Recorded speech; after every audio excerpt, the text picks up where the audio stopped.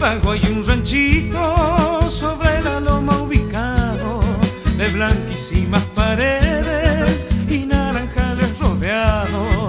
Allí viven tres hermanas, las tres llamadas María. Lo mismo que allá en el cielo puso el Creador un día. Una María Antonia morocha preciosa, la otra es María Rosa, que es un primor, y la más divina María Cristina, de la cual espero sincero su amor. Para allá mi canto sencillo dedico y al cielo suplico me dé inspiración, para que mis versos conmuevan su alma, llenando de calma a mi corazón.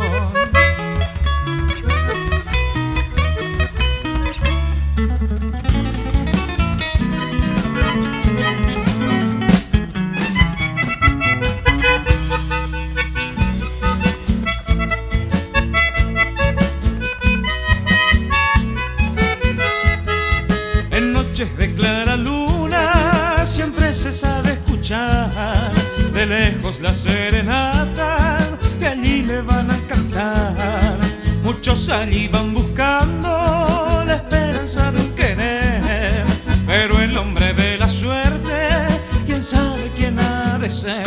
Una María Antonia morocha preciosa, la otra es María Rosa, que es un primor, y la más divina María Cristina, de la cual espero sincero su amor. Para allá mi canto sencillo dedico y al cielo suplico me dé inspiración, para que mis versos conmuevan su alma, llenando de calma a mi corazón.